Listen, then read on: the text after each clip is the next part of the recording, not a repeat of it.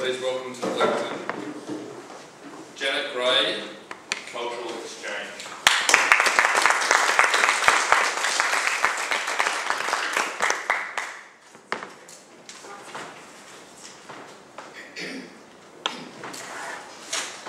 Okay, so an email came out from the school and it's urgent. Host family is needed. Desperately seeking families to host a Japanese exchange student for 2 weeks. So we thought about it. A little bit apprehensive because, for a start, none of us could speak any Japanese except for sushi. And also, like, life already seemed pretty busy anyway without, throwing an extra person into the mix, at least for me. And the other thing is that I wasn't quite sure from the students' point of view whether our sort of quirky family was actually going to be representative of like a typical Australian family for this student. But anyway, we decided that we'd give it a go and it'd be a good cultural experience for the whole family and good for the student.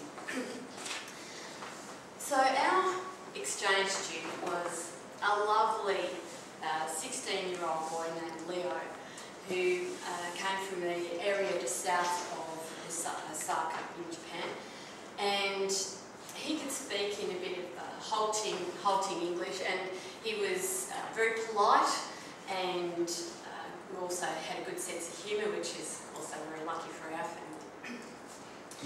Now, so we were able to, with this slightly halting English, we were able to actually have some good conversations, and so we could find out a little bit about what life was like back for him in Japan. And it turns out that his father was a doctor who tended the rural areas in the surrounding area. He lived with his brothers and sisters in a mansion, although apparently the mansion was a bit too small to have any pets, so it might have been a slightly different interpretation of the mansion. But also their school day, they started at 8:30, just like our guys, but they went right through until about 5 o'clock at night. And then, and also there was like about 45 kids in the class as well, so more than our guys would have.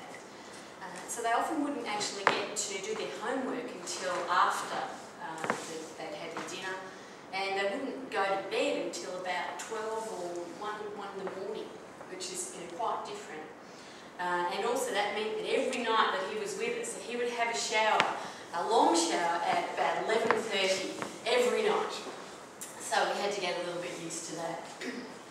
And we also got to make good use of technology for the conversation and writing down things as well. It helped.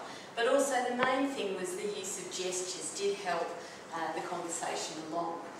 So as an example, we would say, Leo, have you been snorkeling?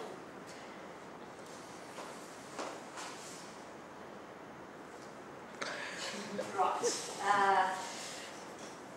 Leo, have you been snorkeling? No, but I'd like to. And so we got to take him down snorkeling down at Ricketts Point, so that was great. Sometimes the communication didn't quite work out according to plan, because another time Steve and I decided that we'd take him down to Sandbelt Beach for a swim. It was a hot day, but it was one of those days when it was actually a little bit choppy, the waves were a bit dirty and not so great. We got down there and Steve immediately launched in and went for his usual swim off to Tasmania and back, and it looked like Leo was wanting to follow him. And the trouble is, we didn't know how good a swimmer that he was, and so we just had to we weren't quite sure. So I then decided that I'd try to explain to him why it wasn't a good idea to go out too far. Also, he couldn't see very well with his glasses on as well. So I started to describe a time when I had once swum out to the Leo post that's out there. And once I'd swum out there and I got into a bit of difficulty, got out there, got out of my depth, and I really felt uncomfortable. But I was trying to explain this to Leo, which he interpreted as meaning, Leo, can you go and swim right up to that post over there? And he immediately launched him, started swimming. But then it still didn't instill much confidence because he was swimming.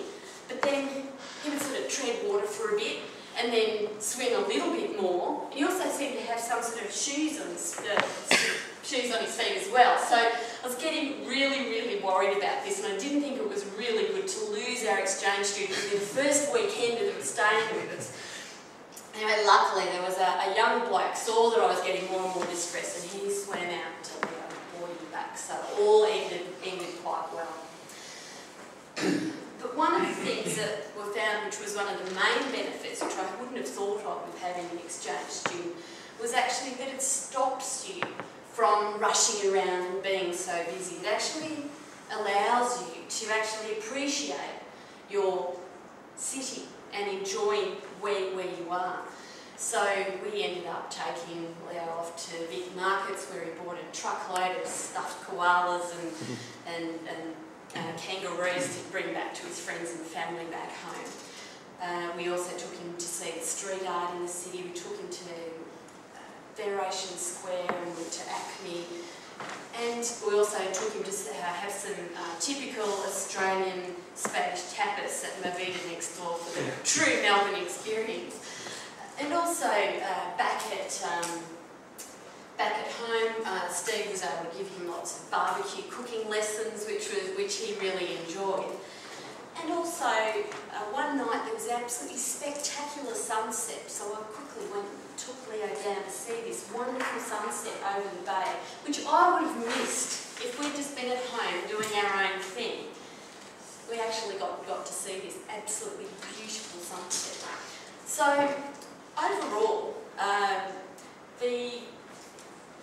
overall it was a really great experience, and we enjoyed it by enjoying our city as well, and maybe there were a few little moments of angst with a bit of the communication issues, but we think that Leo actually enjoyed it all as well. And so overall, I really recommend it if you get the chance to have an exchange student or that sort of experience. So really go for it. It's really worthwhile. Thank you.